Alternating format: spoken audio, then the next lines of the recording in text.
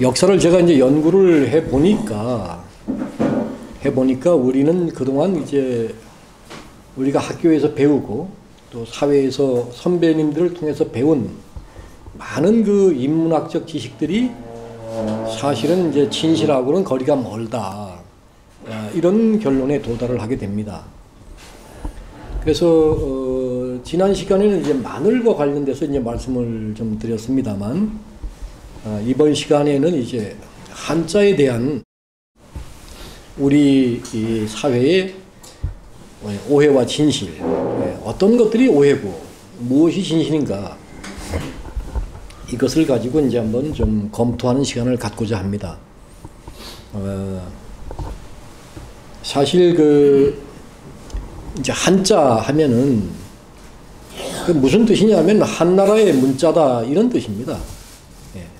중국 한나라의 문자다 이런 뜻인데, 그 뭐 한자라는 명칭 자체가 이미 한나라의 문자다 이렇게 되니까 뭐 당연히 이제 우리는 한자는 중국 사람들이 만들었고 우리 조상님들은 중국인들의 조상에 비해서 문화 발전의 속도가 늦어서 한자를 만들지 못하고 중국의 것을 빌려 썼다.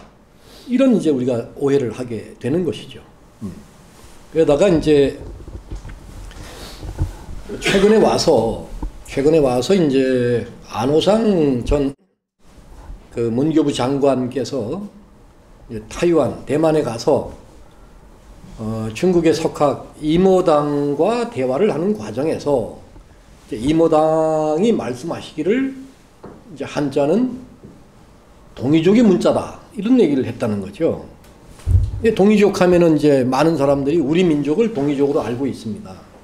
그러니까 이제 바꿔 이야기하면 한자는 우리 배달 민족이 만든 문자다 이렇게 이제 이모당이 얘기를 했다. 이제 이렇게 되는 것이죠. 근데 사실은 이제 뭐 그런 이야기가 우리 한간에 이제 회자되고 있습니다만, 뭐 이모당도 돌아가셨고 안호상 박사도 돌아가셨고 증거는 없는 거죠. 증거는 없는 겁니다. 그런 말이 다니긴 하는데 증거는 없단 말이에요. 그리고 이모당이 한자는 그 동이족이 만든 문자다 이렇게 얘기를 했다고 해도 무엇을 근거로 그렇게 얘기했는지 우리가 알 길은 없습니다. 이렇다 보니까 뭐 그런 이야기가 있긴 있구나 뭐 이런 정도에서 그치는 거죠. 그러다가 이제 박문기 선생이, 광주에 사시는 박문기 선생이 이제 한 15년 전쯤 이제 한자는 우리 글이다 이렇게 이제 책을 한 권을 냈는데 그 내용에도 보면은 한자는 우리 글이다 이렇게 이제 주장을 하셨는데 사실상 합리적인 근거는 거의 없습니다. 그 내용도 박문기 선생께서 그렇게 추론을 하는 것이지 구체적인 근거는 없습니다. 그러다가 이제 강단에 훌륭한 그 학자이신 진태하 선생께서 진태하 선생은 이제 서울대 국문과를 나오시고 대만에서 이제 홍콩에서 공부를 하시고 또 대만에 가서 대학 교수를 하셨죠. 그래서 한자에 대해서는 뭐 해박한 지식을 갖는 분입니다. 이분이 이제 우리 국내 강단에서 강의도 하시고 또 한자와 관련해서 많은 책을 내셨습니다. 이 진태하 선생이 이제 진태하 박사께서 자기가 이제 속칭 자기 스스로 이제 그렇게 얘기를 합니다. 나는 세계 최고의 한자학 박사다. 그분은 그렇게 주장을 하셨습니다. 얼마 전에 돌아가셨는데, 근데 이제 진태하 선생님이 쓰신 책을 제가 다 검토를 해봤는데, 뭐 한자가 이제 그분은 이렇게 얘기를 합니다. 한자는 중국인들의 조상만이 만든 문자가 아니고 우리 조상들이 만든 한자도 있다. 이게 뭐 대표적인 게 이제 집가자. 집가자는 이제 중국인들의 조상이 만든 게 아니고 이제 우리 조상들이 만든 한자다. 그 왜 그러냐? 집에 2층에서는 이제 사람이 살고 1층에서는 돼지가 살았다는 거죠.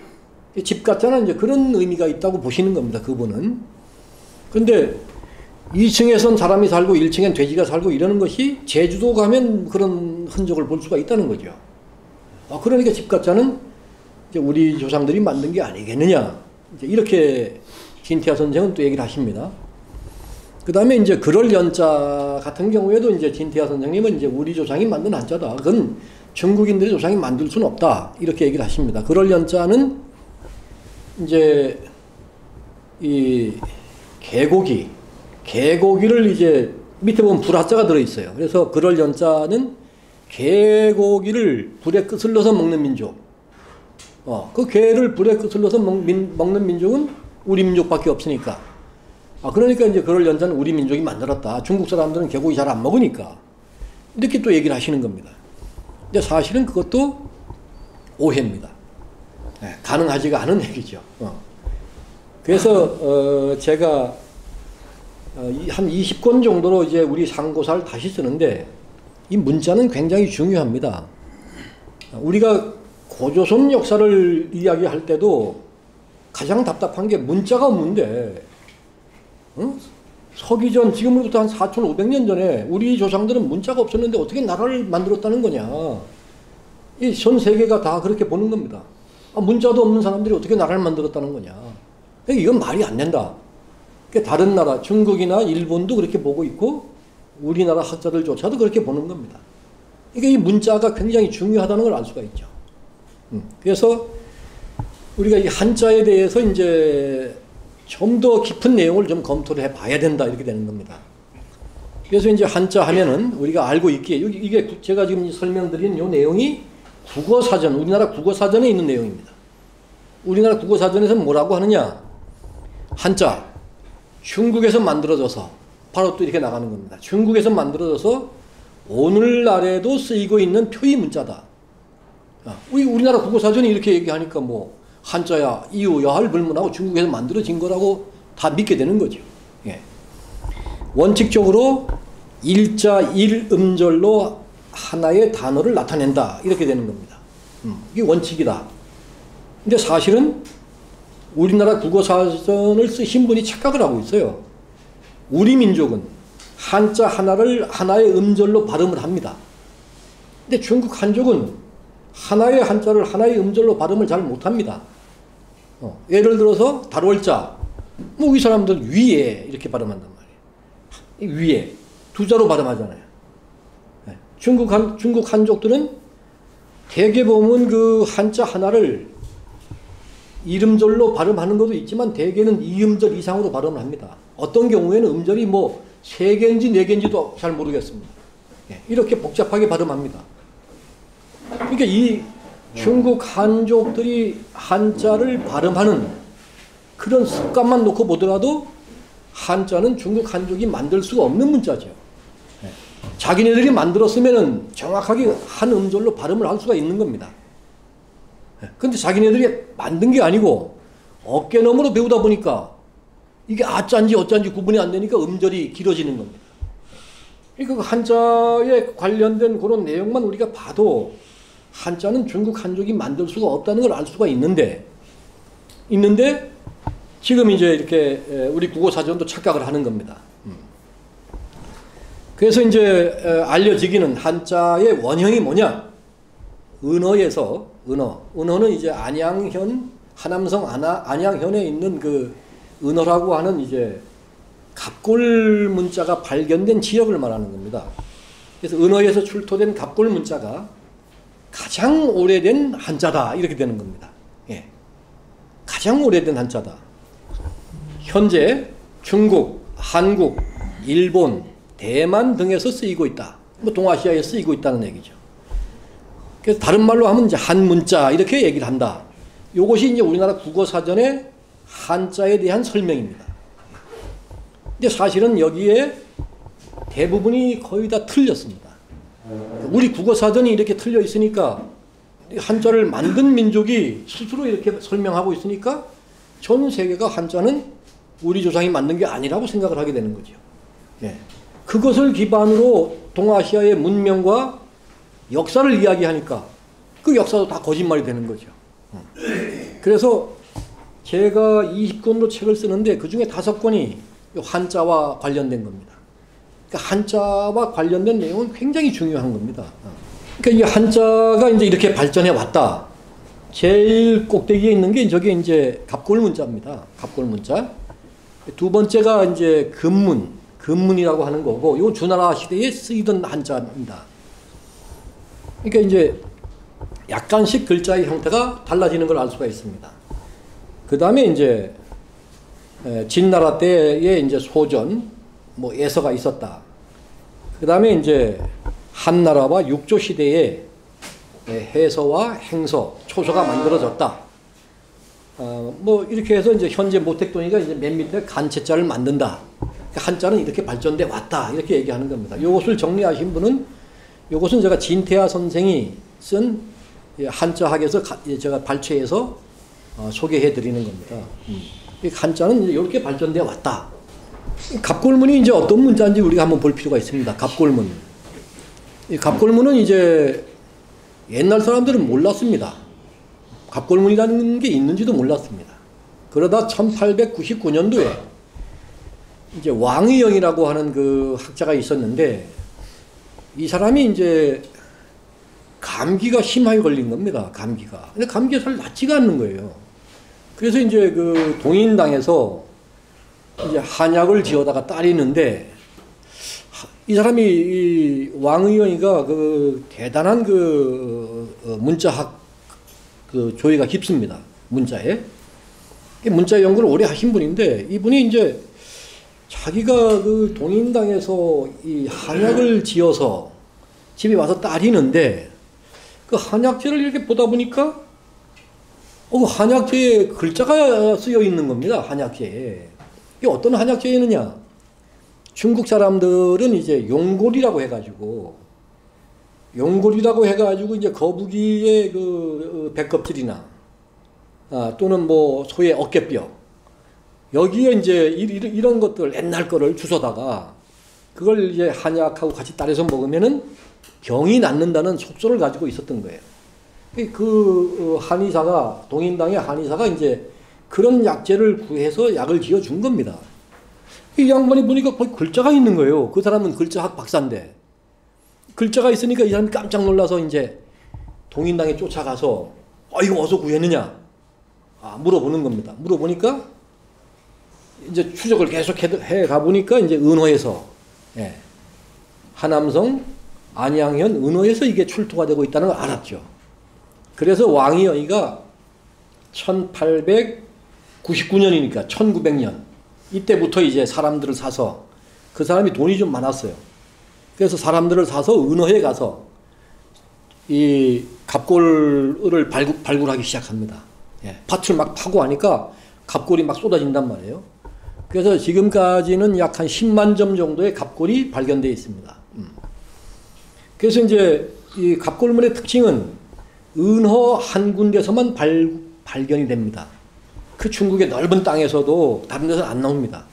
은허 한 군데서만 발견되는데, 그래서 좀 더 연구를 해보니까 갑골문은 상나라 20대 반경 임금이 어디선가 쫓겨서, 그러니까 그 중국의 역사학자들도 상나라 반경 임금 이전에 그 상나라의 도읍지가 어디였는지를 모릅니다. 근데 어디선가 도망을 왔습니다. 도망을 와서 하남성, 지금의 안양현에 자리를 잡은 겁니다. 잡고 거기다 궁궐을 짓고 거기서 이제 중국을 통치하기 시작했죠. 이것이 이제 서기전 1384년입니다. 서기전 1384년. 이때부터 이제 상나라가 멸망할 때까지만 사용을 했습니다. 그러니까 이 갑골문을 사용한 시기는 불과 한 250년 정도, 아주 짧게 사용을 했습니다.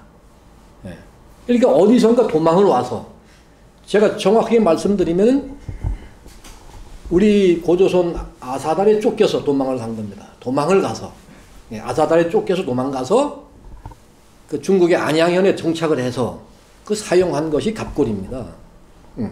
그건 제가 이제 나중에 이제 뭐 따로 근거를 제시하겠습니다만, 그러니까 중국은 그 역사로 깊이 들어가 보면 우리 민족한테는 비교 자체가 안 되죠. 그런 건데, 그래서 한 250년 정도 이렇게 사용한 문자입니다. 이거는 이제 거북의 복갑, 배의 이 껍질, 소 어깨뼈에다가 이제 글씨를 몇 군데 파놓습니다. 새겨 놓는 겁니다. 그래 놓고 그거를 숯불 위에다가 얹어 놓는 겁니다. 숯불 위에다 얹어 놓으면은 이게 이제 숯불 때문에 숯불이 올라오니까 등껍질이 수분이 빠져나가면서 금이 쭉 가게 됩니다. 금이 가니까 이제 그걸 금 간 걸 보고 아, 하늘의 뜻이 뭐다. 이렇게 해석을 하는 겁니다. 쉽게 말하면 점을 치는 문자였다고 보시면 됩니다. 점 치는 문자였다.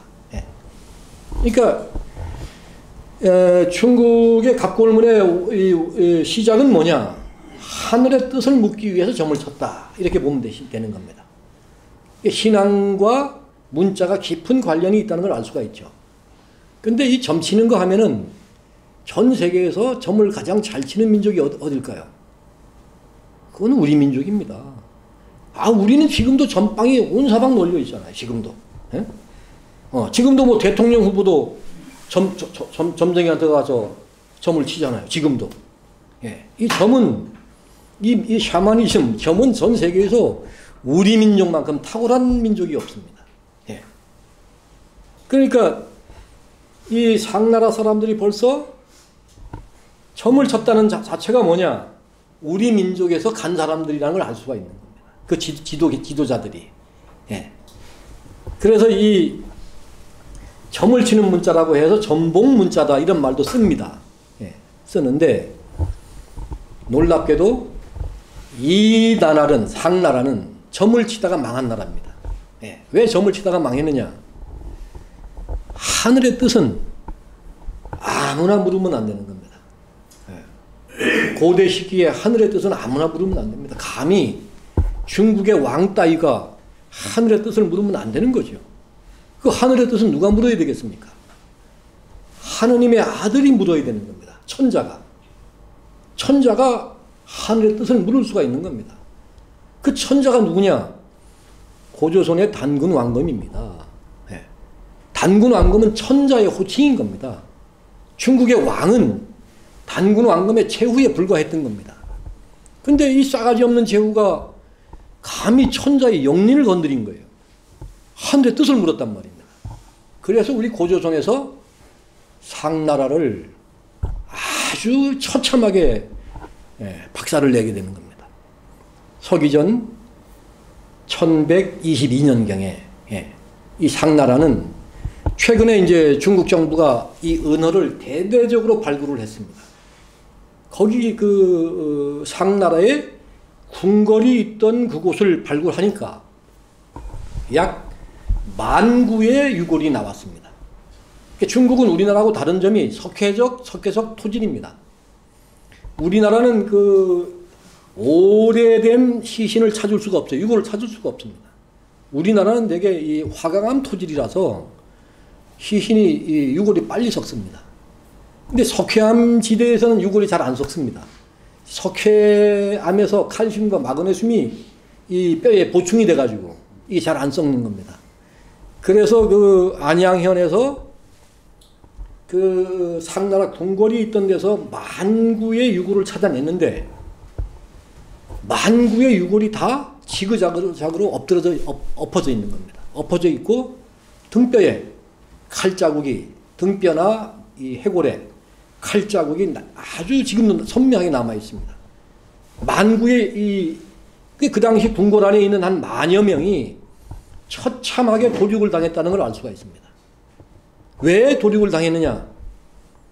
이 하늘에 점을 치는 바람에.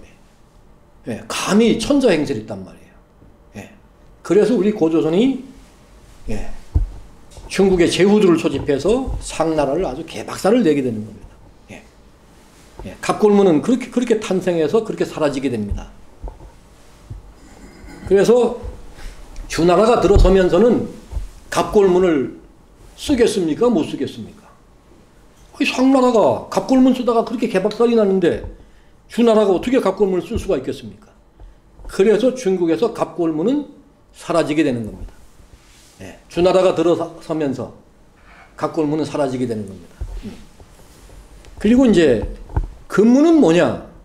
쇠붙이, 예기나 제기, 악기, 무기 이 쇠붙이에 새겨져 있는 문자입니다.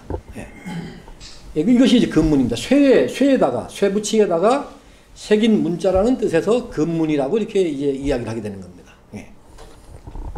근데 이제 금문, 쇠붙이에 새긴 문자니까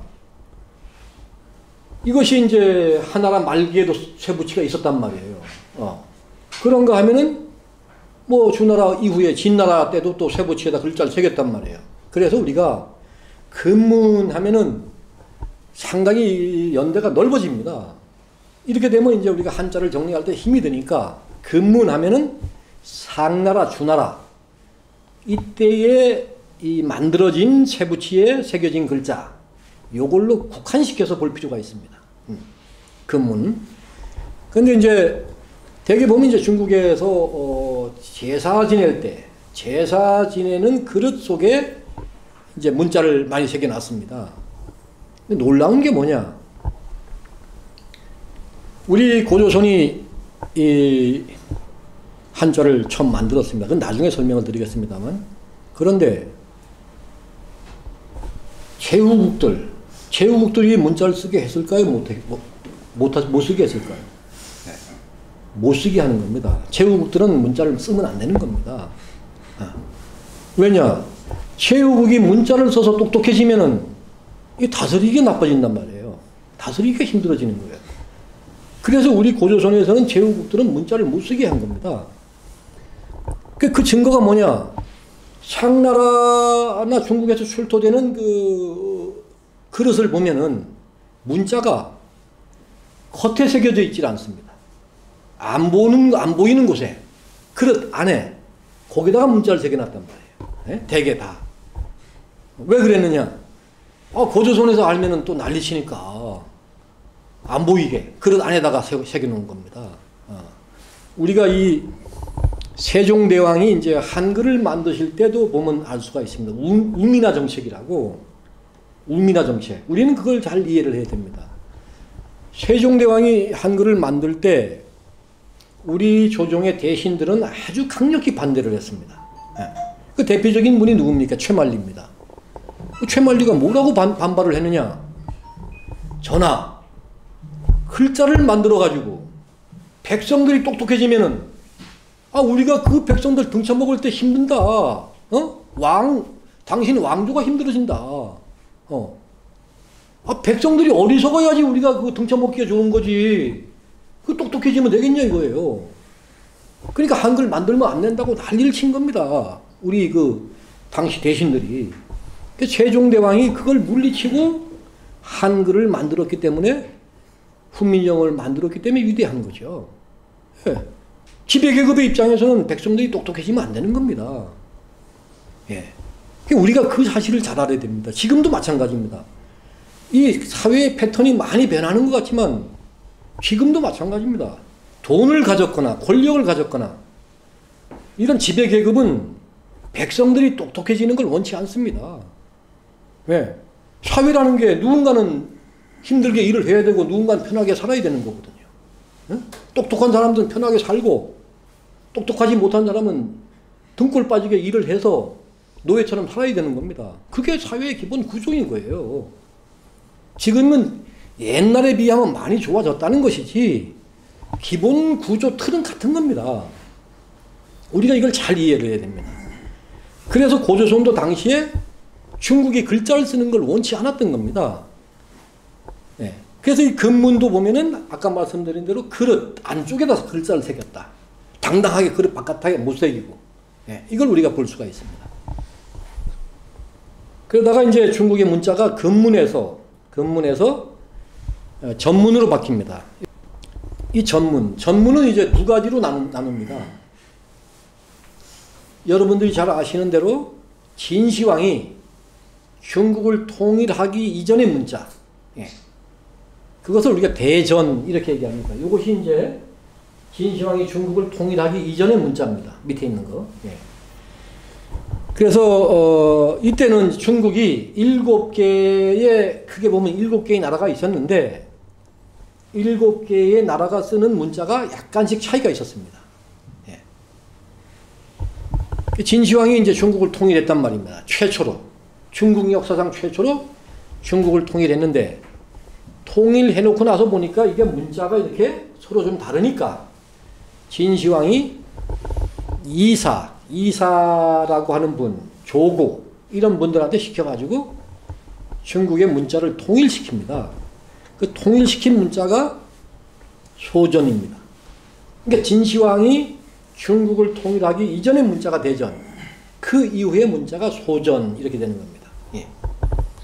그래서 사실 갑골문, 금문, 대전, 소전 요것은 누가 봐도 명백하게 중국의 한자입니다. 예, 요것은 우리가 의심할 바 없는 중국의 한자입니다. 예. 그러니까 착각을 하시는 분들이 뭐 한자는 우리 거라고 하니까 이것도 다 우리 거라고 얘기를 하는 겁니다.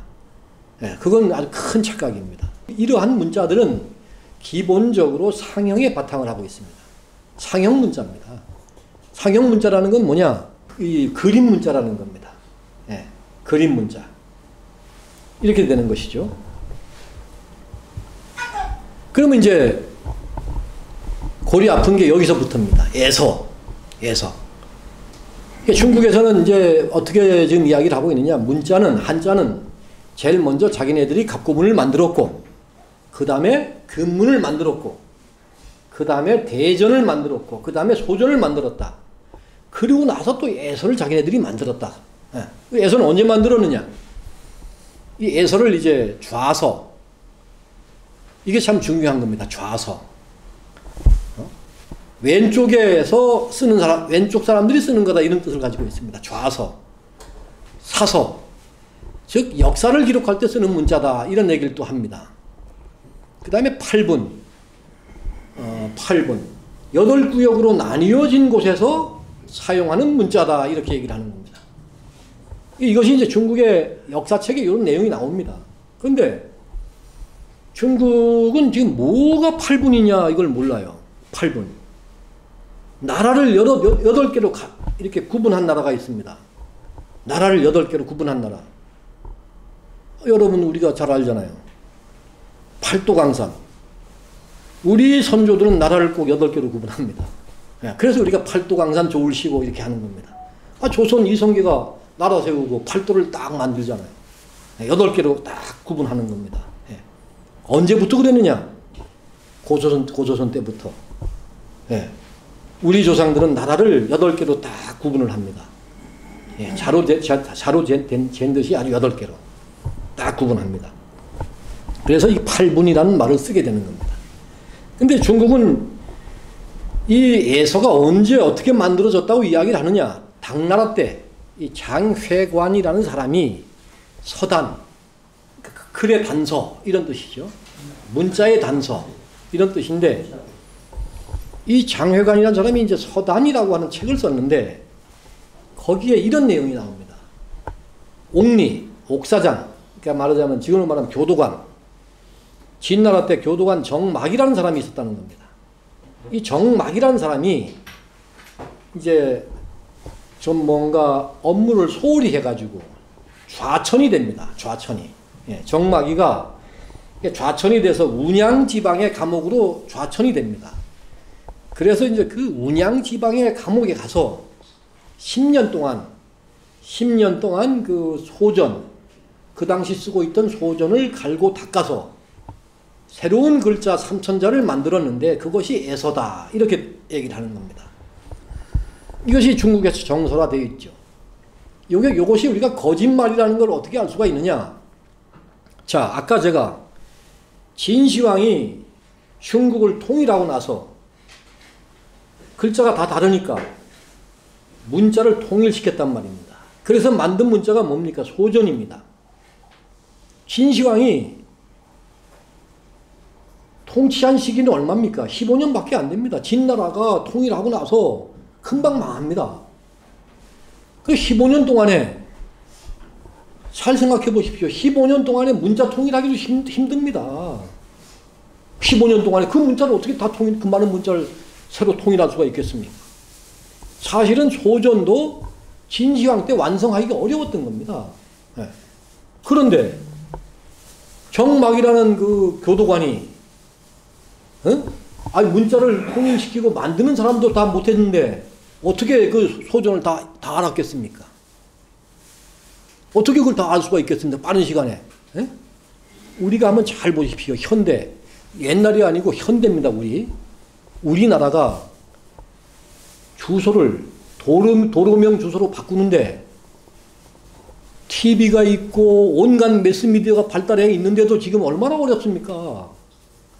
도로명 주소 하나 바꾸는데도 지금 돈을 몇천억을 썼는데도 아직도 안 됩니다. 아직도. 에? 이게 언제 도로명 주소를 바꿨습니까? 이명박 대통령 때 바꾸기 시작한 겁니다. 그런데 지금 이명박 5년, 박근혜 4년, 문재인 5년, 14년이 됐는데도 도로명 주소가 지금도 정착이 안 돼 있습니다. 지금 어느 정도 정착돼 가고 있는 거죠. 이렇게 발달된 매스미디어 전파 문화가 있는데도 말이죠. TV도 있고 신문도 있고 온갖 우리가 의사소통이 발달되어 있는 상태인데도 15년이 걸렸는데도 그 간단한 도로명 주소 하나도 바꾸기가 어렵습니다. 그런데 어떻게 그 많은 한자를 만들어서 15년 동안에 전 국민들한테 알릴 수가 있었겠습니까? 이 말도 안 되는 얘기인 거죠. 상식으로 이게 맞지가 않는 얘기입니다. 그런데 정막이라는 사람이 얼마나 대단한 사람인지 몰라도 어느 천년에 또 금방 또 그걸 알아가지고 10년 만에 예서를 또 만들 수가 있었겠습니까? 그 가능하지가 않은 얘기입니다. 정막이라는 사람이 아니라 지금 대한민국에서 학자들 1000명을 모아가지고 한자를 바꾸려고 하면은 그 사람들은 바꿀 수가 있겠죠. 그것이 국민들이 받아들일 수가 있겠습니까? 이게 지금 이렇게 모든 컴퓨터가 발달하고 인터넷이 발달하고 방송이 발달한 이 시기에도 국민들에게 새로 만든 한자를 쓰게 하려고 하면은 이거 100년 가지고도 안 되는 겁니다. 그런데 어떻게 그 옛날에 아무것도 없는 시절에 정막이라는 사람이 혼자서 10년 만에 새로운 한자를 만들 수가 있겠습니까? 이게 그 삼천자를. 말도 안 되는 얘기죠, 이게. 우리가 조금만 생각을 해보면 이게 거짓말이라는 걸 알 수가 있는 겁니다. 그 예서는 어디서 쓰던 문자냐? 우리 아사달 대방소도에서 쓰던 행정문자인 겁니다. 이거는 우리의 한자가 중국에 건너간 시기가 한나라 때부터 건너가기 시작해서 당나라 때 제대로 가게 된 겁니다. 당나라 때. 그렇게 되는 겁니다. 그런 것이지 지들이 무슨 누가 만들어요 만들게 말도 안 되는 소리를 이렇게 하는 겁니다. 제가 오늘 시간이 좀 이제 맛보기를 설명드리는 거니까 제가 자세히 다 설명을 못 드리겠습니다만 애서가 우리 고조선 대방소도에서 쓰던 행정문자라는 근거는 전 세계가 인정할 만큼 제가 찾아놨습니다. 이게 중국에서 만들 수가 없는 문자입니다. 중국의 갑골문은 뭐냐? 갑골문, 근문, 대전, 소전은 다 우리 이 애서를 모방해서 만든 글자다. 이렇게 보시면 되는 겁니다. 이것이 행정문자였기 때문에 우리 고조선에서 중국의 왕들한테 지시를 할 때 이 문자가 중국에 전달이 된 겁니다. 그래서 중국에서 우리 애서를 보고 이건 천자국의 문자니까 이대로 쓰면 안 되는 겁니다. 이대로 쓰다가 걸리면 큰일 나는 거죠. 그래서 지들 문자를 그림처럼 그려서 만든 것이 갑골문, 근문, 대전, 소전인 겁니다. 중국의 갑골문, 근문, 대전, 소전은 굉장히 쓰기가 힘듭니다. 그림 문자니까. 화가가 아니면 잘 그리지를 못해요. 우리 애서는 아니죠. 간결합니다. 그래서 중국의 한자가 복잡해진 것이지 사실은 우리 에서가 갑골문보다도 더 이전에 만들어졌습니다. 예. 그 증거를 제가 찾아낸 거죠. 예. 이게 참 중요한 겁니다. 에서가 중국에서는 에서가 갑골문, 금문, 대전, 소전 그 이후에 만들어졌다고 얘기를 하는데 아니다. 에서는 갑골문보다도 먼저 만들어졌다. 니들 갑골문, 금문, 대전, 소전은 다 우리 에서를 모방해서 만든 문자다. 이것을 제가 찾아냈고 제가 책이 나오면은 중국 학자들도 조금 더 부인할 수 없을 만큼 왜? 과학적으로 제가 증명했으니까. 예. 다 찾아냈으니까요. 예. 이게 참 어려운 작업이었지만 제가 찾아냈습니다. 예. 그 다음에 이제 이 중국의 역사책에 보면은 그래서 이제 정마기가 이 소존을 갈고 다듬어서 10년간 갈고 다듬어서 에서 삼천자를 만들었는데 진시황이 이걸 보고 좋다 이렇게 얘기하면서 이제 포상금을 줬다 이런 기록이 중국에 있습니다. 근데 그건 거짓말이다. 나중에 누군가가 이렇게 집어넣었다. 이 에서가 조선에서 만든 문자라는 걸 알면은 자존심이 상하니까 예, 이렇게 거짓말을 해놓은 겁니다. 그 다음에 이제 해서 예, 해서입니다. 해서. 이 중국에서는 해서를 언제 쓰기 시작했느냐? 자기네들 기록에 의하면은 전한 말기에 싹트기 시작했다. 근거는 없습니다. 전한. 그러니까 전한은 뭐냐면 이제 중국의 한나라가 한고조 유방이 세운 나라입니다. 이 나라가 나중에 반란이 일어납니다. 그래서 그 왕망이 이제 반란을 일으킵니다. 그 왕망이 반란을 일으켜서 세운 나라가 신나라입니다. 그 신나라 이전 시기를 전한, 서한 이렇게 얘기합니다. 전한 또는 서한. 그리고 이제 신나라 이후 이제 왕망은 여러분들이 잘 아십니다. 왕망. 왕씨가 이 시조가 거의 왕씨의 시조 인격입니다. 근데 그 왕망이 성이 뭐겠습니까? 김씨입니다. 김씨. 예, 김씨입니다. 이게 우리나라가 이 김씨성을 잘 알아야 되는 겁니다. 김씨성은 그 아무나 쓰는 게 아닙니다. 김씨는 단군왕검, 환인, 환웅, 단군왕검이 김씨입니다. 그분들이 쓰던 성입니다. 그게. 그 백성들이 쓰는 성이 아닌 겁니다. 중국 한족들은 김씨가 별로 없죠. 전 세계에서 김씨가 제일 많은 나라가 우리나라입니다. 얼마나 많으냐? 우리나라 사람들은 5명에 1명꼴로 김씨입니다. 약 21%. 우리나라가 왜 김씨가 많으냐? 단군왕검이 누굽니까? 세계를 지배하던 천자란 말이죠. 그 혈통임을 내세우고 있는 겁니다. 김씨는. 그래서 우리가 김씨성을 보면 알 수가 있는데 바로 왕망이라는 사람이 어떻게 그 조상이 중국으로 흘러 들어갔습니다. 그래서 중국에서 정권을 잡습니다.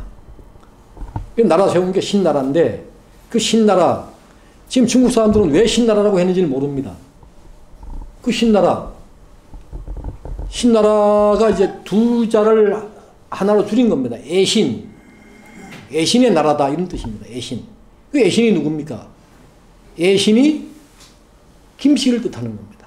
김성을 애신이라고 합니다. 김의 나라다 이런 뜻입니다. 신나라가. 예. 김의 나라다. 그리고 누구겠습니까? 우리 고조선에서 내려간 후손들이 세운 나라. 그 왕망의 선조는 고조선의 백성이었죠. 왕망의 선조가. 그래서 김의 나라 이렇게 되는 겁니다. 그 김의 나라, 우리나라 대표적인 김의 나라가 어디 있습니까? 김씨의 나라. 신라입니다. 그래서 신을 쓰는 겁니다. 신라. 김의 나라다 이런 뜻입니다. 신라라는 뜻이. 예. 그래서 왕망이 세운 신국이 우리 신라의 신과 같은 겁니다. 김의 나라. 그 왕망이 세운 신나라 이전이 전한, 서한, 그 이후가 후한, 동한 이렇게 되는 겁니다. 그래서 이 해서라고 하는 문자가 중국에서는 전한 말기에 쓰이기 시작해서 사실은 당나라 때부터 이제 본격적으로 쓰였다 이렇게 되는 겁니다. 근데 이거 잘못된 거죠. 해서는 우리 아사달, 낭낭소도에서 쓰던 신성 문자입니다. 하늘에 제사 지낼 때 쓰던 신성 문자입니다. 그래서 이 해서는 우리 아사다를 벗어나지를 못했습니다. 중국인들이 알 수가 없었죠. 이 해서를. 예. 걔들은 문서로, 지시하는 문서를 받았는데 그게 다 에서로 오니까 에서를 모방해서 갑골문도 만들고 금문도 만들고 대전, 소전을 만들었지. 이 해서는 알 수가 없었던 겁니다. 예. 이 해서는 우리나라에서도 대방소도에서 예, 하늘에 제사를 지내는 무군들, 예, 무녀들, 단군왕검 이런 분들만이 쓰던 문자입니다. 예. 그리고 이 해서가 가장 먼저 만들어진 문자입니다. 이 해서가. 그러니까 한자는 해서가 가장 먼저 만들어졌고 그 다음에 애서가 만들어졌고 그 다음에 이제 중국의 갑골문, 금문, 대전, 소전이 만들어졌습니다. 예. 이렇게 되는 겁니다. 제가 그것을 밝혀낸 겁니다. 해서가 가장 먼저 만들어진 거다. 그래서 중국인들이 이게 이 해자가 뭔지 모르겠단 말이에요. 그러니까 뭐라고 하느냐. 해수, 해나무, 해라고 하는 나무가 있다는 겁니다. 그 나무는 반듯하게 큰다는 겁니다. 그래서 해나무가 반듯하게 크기 때문에 해서는 글자의 모양이 방정하기 때문에 그래서 해서라고 한다. 이렇게 이야기를 합니다. 웃기는 얘기죠. 해서는 뭐겠습니까? 이 해가 무슨 해겠습니까? 우리말 하늘의 해입니다. 예, 해서가 우리말로 하늘의 해입니다. 해가 누구겠습니까? 단군왕검이 해잖아요. 태양. 단군왕검이 태양신입니다. 환인, 환웅, 단군왕검이 태양신입니다. 예. 그분들이 쓰던 한자다 이런 얘기입니다. 그래서 해서라고 하는 겁니다. 그러니까 이 해는 뭐냐? 우리말 해. 우리 구구사전이 얼마나 웃기느냐. 해는 한자가 없다. 해는 순수한 우리 고유어다. 이렇게 얘기를 합니다. 천만의 말씀이죠. 한자를 우리 조상이 만들었는데 해가 한자가 없을 리가 있겠습니까? 바로 해의 한자가 바로 이 해자입니다. 이게 해입니다. 그래서 중국에서도 이 해서가 뭐냐? 이게 참된 문자다. 진서다. 정석 바른 문자다. 이렇게 얘기를 하는 겁니다. 그래서 오늘날 우리가 한자라고 하는 것은 바로 이 해서를 한자라고 하는 겁니다. 그런데 중국은 한나라 때 해서를 썼습니까? 안 썼습니까? 우리가 한자라고 하는 게 뭡니까? 한나라의 문자라는 뜻이잖아요. 한나라 때는 어떤 문자를 썼느냐? 중국 사람들은 한나라 때는 해서가 있는지도 몰랐단 말이에요. 응?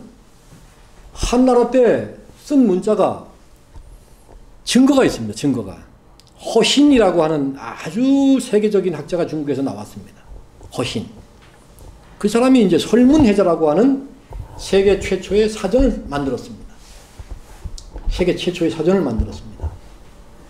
그 서기 100년에 그 설문해자를 출간했는데 설문해자는 9350세자의 한자에 대해서 그 어원을 밝히고 있습니다. 예, 그러니까 방대한 책이죠. 그 책이 뭐로 되어 있느냐? 후한, 서기 100년에 만들어진 책인데 그것이 소전으로 되어 있습니다. 예, 그 방대한 사전이 소전으로 되어 있습니다. 바꿔 얘기하면 뭐겠습니까? 소전이 한나라의 문자였던 겁니다. 예, 소전이. 그러니까 우리가 얼마나 착각을 하고 있느냐? 아니 지금 우리가 한자라고 하는 건 뭐냐? 해서입니다. 근데 한나라의 문자는 뭐였습니까? 소전이었습니다. 증거가 아주 명백하게 있단 말이에요. 따라서 해서를 한자라고 하는 건 잘못된 거죠. 소전을 한자라고 해야지 왜 해서를 한자라고 합니까? 그러니까 우리가 벌써 여기서부터 큰 착각 속에 빠져 있다는 걸 알 수가 있습니다. 우리나라 학자들이 이거조차도 연구를 안 해보는 겁니다. 중국 공산당은 학문의 자유가 없습니다. 예. 중국 사람들은 지금도 역사와 이런 것을 마음대로 연구할 수가 없습니다. 왜 그렇게 했겠습니까? 모택동이가 왜 간채자를 만들었겠습니까? 모택동이가 청나라의 지배계급이 누굽니까? 여진족입니다. 우리 민족이 얼마나 큰 착각을 하고 있느냐? 여러분들은 여진족 하면은 중국 한족에 가깝다고 보십니까? 우리 민족에 가깝다고 보십니까? 우리 민족에 가깝다고. 예, 그 우리 민족의 일부입니다. 진짜 가까운 정도가 아니라 아예 우리 민족의 일부입니다. 아, 이성계가 누굽니까? 이성계 어머니 쪽은 다 만주족입니다, 사실은. 예. 이성계 어머니 쪽은 다 만주족입니다. 이성계 조상들은, 어머니 쪽의 조상들은 다 만주족입니다. 그런데 우리가 여진족을, 우리 국어사전 한번 찾아보십시오. 오랑캐. 오랑캐 하면 여진족이라고 생각하는 겁니다. 두만강 근처에 살던 오랑캐. 예? 여진족의 나라, 청나라. 누가 세웠습니까? 누르하치가 세웠습니다. 누르하치가. 누르하치가 이 중국 공산당이 이제 청나라를 무너뜨리고, 예, 모택동이가 청나라 왕실에다가 니들도 중국식으로 성씨를 선택해라. 이렇게 했단 말이에요. 청나라 왕실이 성씨를 선택해야 되는데 뭐로 선택했겠습니까? 김씨로 선택한 겁니다. 김씨로. 예, 다 김씨로 선택했죠. 예. 실제로 그럼 왜 김씨로 선택했느냐? 청나라를 세운 사람들의 조상이 누구냐? 옛날에 금나라. 아골타입니다. 아골타. 예, 아골타. 아골타가 뭐라고 그 금서에 금나라 역사책이 뭐라고 나오느냐? 우리 조상 김한보가 아골타의 8대조. 내 조상 김한보가 고려에서 왔다. 예, 김보할리와 함께 고려에서 왔다고 금나라 역사책 시작이 그렇게 되는 겁니다. 내 조상 김한보가 김보할리 아우를 데리고 고려에서 만주로 왔다. 그래서 그 후손들이 세운 나라가 금나라다. 그 금나라가 중국을 또 한번 짓밟죠. 나중에 그 후손들이 또 청나라를 세워서 중국을 또 한번 정복하게 되는 겁니다. 그래서 성씨를 김으로 쓰는 겁니다. 그런데 우리 국어사전이 여진족을 우리 민족이 아니라고 보는 겁니다. 왜 우리 민족은 여진족을 미워하게 됐느냐? 그 아골타의 손자가 싸가지 없이 이 새끼가 이놈이 말이지 우리나라를 쳐들어왔단 말이에요. 임진왜란 이후에 우리나라가 일본한테 얻어 터져가지고 힘이 쭉 빠져 있을 때, 기진맥진해 있을 때, 그 누르하치가 인조한테 얘기를 합니다. 편지를 보내고 사신을 보내서 인조한테 뭐라고 하느냐? 형님, 우리가 이렇게 있을 때가 아닙니다. 우리가 이렇게 기진맥진해 있을 때가 아니다 이거예요. 우리가 빨리 힘을 합쳐서 중국을 쳐들어가자. 저 새끼들 아무것도 아니다. 우리가 힘을 합쳐서 내려가면은 쟤들 누구 해치우는 거 일도 아니다. 그래서 거기서 좀 많은 걸 뺏어와서 우리가 나라를 다시 살려야 된다. 이렇게 누르하치가 얘기를 합니다. 그러니까 인조가 뭐라고 합니까? 야 이놈아 정신 차리라. 감히 어딜 친다고 하느냐? 감히 아버지의 나라를 친다고 하느냐? 인조가 이렇게 나가는 겁니다. 감히 어딜 친다고 하느냐 네가? 그러니까 이 누르하치가 가만히 보니까 이거 자기는 지금 이 중국을 쳐야 되겠는데, 명나라를 쳐야 되겠는데, 자기가 군대를 끌고 와서 명나라 치다가 조선이 자기 후미를 때리면은 갇혀서 죽게 생겼단 말이에요. 그래서 누르하치의 자손들이 우리나라를 쳐들어오게 되는 겁니다. 그래서 그게 누가 잘못한 겁니까? 우리의 왕들이, 지도자들이 잘못한 거죠. 생각해 보십시오. 우리를 형님으로 모시면서 같이 내려가서 세우고 황제를 하라고 하는데, 황제를 하라고 하는데 시작도 안 해보고 겁을 미리 먹는 겁니다. 우리나라 왕들은. 우리나라 왕들이 왜 겁을 먹겠습니까? 왜 안 하려고 하겠습니까? 아니 지금 조선의 왕만 해도 행복한데 에? 괜히 거 가서 싸우다가 지면 어떻게 하느냐 이거야. 지면 왕조가 망하는데 에? 아, 지금만 해도 행복한데 거기까지 갈 게 뭐 있겠느냐 이겁니다. 지금 우리나라가 이걸 한번 잘 그래서 역사를 우리가 배워야 되는 겁니다. 이 역사라는 건 반복합니다. 네. 우리가 지금 뭐 오늘날 우리 한국에서 많은 어르신들이 저 김정일이 저 새끼 김정은이 저놈 말이야 핵무기 만들고 뭐 미사일 팡팡 쏘고 하니까 저 새끼 저 전쟁 일으키면 우리 큰일 나는 거 아니야? 또 우리가 뭐 6.25만큼 또 이래 나서 당하는 거 아니야? 이렇게 생각을 하시는 분들이 많습니다. 걱정하시는 분들이 많습니다. 그런데 전쟁이 나는 것을 가장 겁내는 놈이 누구냐? 김정은입니다. 그 왜 겁내겠습니까? 저는 제가 중국에서 계속 연구하면서 안 들어오려고 했는데 왜 들어오게 되느냐? 제가 탈북자들을 한국으로 한 50명을 보냈습니다. 도와주면서 이렇게 보냈어요. 그가 붙잡혀가지고 중국의 감옥에 갇혔습니다. 감옥에 갇혀서 감옥살이 하고 추방돼서 왔으니까 꼼짝없이 올 수밖에 없었던 거죠. 그래서 이제 귀국하게 됐습니다. 예. 그 탈북자들 한번 얘기 들어보십시오. 지금 북한은 군대에 총을 못 줍니다.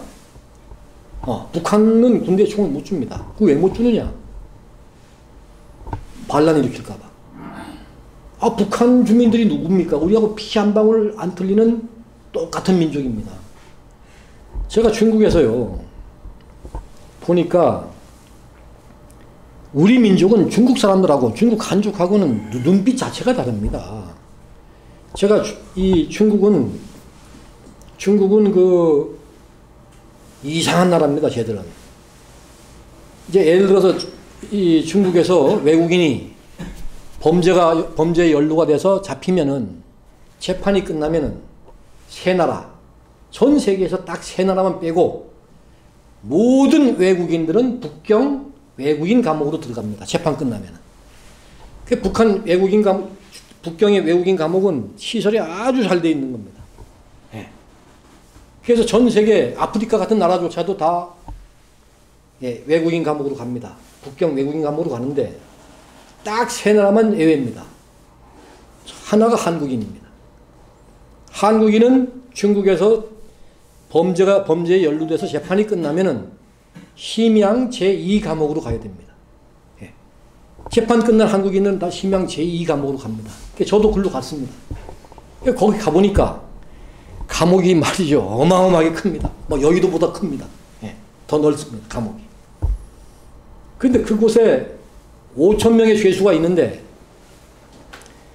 4,900명은 한족입니다. 100명 정도, 98명, 100명 정도가 한국인들입니다. 근데 제가 그 감옥에 가기 전까지는 제가 무슨 생각을 했느냐. 아니, 을지문덕 장군이 뭐 중국의 100만 대군하고 싸울 때 우리 군대는 10만도 안 됐다는 거 아닙니까? 싸워서 이겼다는 거 아닙니까? 저는 제가 그것을 공부하면서 이게 좀 뭔가 뻥친 거 아니겠느냐. 응? 어떻게 우리가 10만도 안 되는 병력으로 100만을 싸워서 이기겠느냐. 이렇게 생각을 했습니다. 근데 이해를 좀 못했던 거죠. 근데 제가 심양 제2감옥에 가니까 일주일에 한 번씩 축구 시합을 합니다. 한국인 100명 중에서 11명을 선발해서 한국인 대표, 중국인 4,900명에서 11명을 선발해서 중국인 대표 축구 시합을 합니다. 돈 걸어놓고. 그런데 놀랍게도 한국인들은 다 나이가 많아요. 중국인들보다. 그런데 100번 싸우면은 한국인이 93번 정도를 이깁니다. 참 이게 웃기는 일 아닙니까? 100번 전 축구 시합을 하면 100번 하면은 돈 걸어놓고 하는데 93번, 100번에 93번은 한국인들이 이긴단 말이에요. 100번에 7번 정도 진단 말이에요. 그래서 제가 그걸 맨날 가서 구경하면서 왜 이게 한국인들이 축구를 잘하나 보니까 경기장에서 시합할 때 한국인들은 눈빛 자체가 다릅니다. 걔들하고. 다리가 부러지더라도 아주 당차게 싸웁니다. 근데 중국 한족들은 어떠냐? 자기가 다칠 것 같으면 발 뺍니다. 물러섭니다. 기질 자체가 다릅니다. 우리 민족과 중국 한족은 비교가 안 됩니다. 예. 우리 착각하고 있어요. 아시아 3국, 한국, 일본, 중국 중에 가장 열등한 민족이 한족입니다. 이렇게 하면 제가 뭐 인종차별주의자가 되겠습니다만 실제로 한족은 우리 민족하고 비교가 안 됩니다. 근성 자체가. 뭘 보면 알 수 있느냐? 중국 한족 여자들이 제일 좋아하는 사람들이 누굽니까? 북방민족. 실제로 한족 여자들이 우리 한국 남자들 보면 마음이 동하는 겁니다. 중국 한족 여자들한테 중국 한족하고 한국인 중에 누구 선택할래 하면은 7, 80%가 한국인 선택합니다. 왜 그렇습니까? 우리 민족이 유전자가 좋다는 걸 그 사람들이 안단 말이에요. 비교 자체가 안 되는 겁니다. 이렇게 우리 민족은 사실은 걔들하고는 다릅니다. 제가 그걸 과학적으로 증명할 수가 있습니다. 우리 민족은 그렇게 위대한 유전자를 가진 민족이기 때문에 우리 민족이 이렇게 우수한 민족이기 때문에 문자도 우리가 먼저 만들 수가 있었던 것이죠. 그런데 이제 우리는 착각을 한단 말이죠. 여진족이 한번 보십시오. 우리 민족에 비하면 뭐 주먹만한 민족밖에 안 되잖아요. 그 작은 민족이 중국 거대한 땅을 2번이나 정복했단 말이에요. 2번이나. 우리는 맘만 먹으면 얼마든지 정복할 수가 있었죠. 우리는 왕들이 나약해서 자기만 생각해서 그런 걸 안 했던 겁니다. 그리고 우리 백성들 등골만 파먹었던 겁니다. 그래 우리 민족이 망했죠. 일본한테. 예? 우리 일본 미워하죠. 여러분. 일본 미워하지 않습니까? 그런데 한번 잘 생각해 보십시오. 일본 백성들이 천황을 얼마나 존경합니까? 전 세계에서 일본 천황가처럼 긴 왕조가 어디 있습니까? 에? 우리 국민들은 이시 왕조를 그렇게 존경합니까? 바로 우리나라가 망할 수밖에 없었던 이유를 거기서 찾을 수가 있는 겁니다. 왕들이, 지배계급이 백성들을 위했기 때문에 일본 천황가가 백성들의 등골을 파먹지 않았기 때문에 일본 백성들은 천황가를 존경하는 겁니다. 우리는 왜 존경 안 하느냐? 조선의 왕들이 맨날 백성들 등골 파먹고 못살게 굴고 이렇게 했으니까 우리는 존경 안 하는 겁니다. 그래서 나라가 망했죠. 근데 우리가 이 역사를 학교에서 안 가르칩니다. 네, 이걸 안 가르치는 거예요. 마치 조선의 왕들이 뭐 훌륭했던 것처럼 가르치는 겁니다. 그 역사에서 우리가 배우지는 못하는 겁니다. 여하튼 우리가 그런 오해가 있다는 것을 이제 말씀드리고 이 해서가 가장 먼저 만들어진 한자고 이것은 우리 아사달 낭랑소도에서 쓰던 신성문자다. 자, 제가 요거는 좀 읽어드리겠습니다. 최몽룡이라고, 최몽룡. 이 사람이 이제 서울대 역사학과를 졸업하고 미국의 하버드에 가서 공부하시고 우리나라를 대표하는 상고사학자입니다. 이분이 무슨 얘기를 하느냐? 이분이 이제 11년도에 동북아시아의 문명 기원과 교류라고 하는 책 속에 그 논문에다가 다음과 같은 이야기를 합니다. 철기시대 전기, 즉 기원전 400년에서 기원전 1년까지의 400년의 기간은 한국 고고학과 고대사에 있어서 매우 복잡하고 중요한 시기다. 이 기간 중에 서기 400년에서 서기 1년 이 기간 중에 흉국으로부터 한자가 우리나라로 전래됐다. 이런 얘기를 하는 겁니다. 예? 오늘날 우리 한국을 대표하는 상고사학자가 서기 전 400년에서 서기 1년 사이에 한자가 중국에서 우리나라로 왔다는 겁니다. 아무런 근거가 없는데도 이렇게 자기가 책에다가 이렇게 딱 못을 쳐서 얘기를 합니다. 최몽룡이는 입만 벌어지면 자기가 실증사학자라고 이야기를 합니다. 실증사학자라면서 아무 증거도 없이 이렇게 한자가 서기 전 400년에서 서기 1년 사이에 중국에서 우리나라로 왔다. 이렇게 딱 집어서 얘기를 합니다. 그러면서 이 사람은 한반도의 역사 시대는 위만조선으로부터 시작된다. 예, 이게 참 무서운 말입니다. 이거 무슨 말이겠습니까? 단군 왕금 고조선 이런 나라는 없었다는 겁니다. 예? 위만이 누굽니까? 여러분들이 알고 계시기에 위만이 어떤 분입니까? 중국에서 도망온 망명자입니다. 위만. 연나라에서 도망온 망명자라고 알려져 있습니다. 예. 중국에서 도망온 위만이 우리나라 최초의 나라를 세웠다는 겁니다. 그래서 이 최몽룡이는 한반도의 역사 시대는 위만조선으로부터 시작된다고 얘기를 하는 겁니다. 중국에서는 춘추 시대에서 전국 시대로 전환이 이루어졌고 한반도의 경우는 기자조선에서 위만조선으로 넘어가서 고대 국가가 성립됐다 이렇게 얘기를 하는 겁니다. 그러니까 기자조선은 신화 단계의 나라고 그건 나라도 아니고 이제 중국에서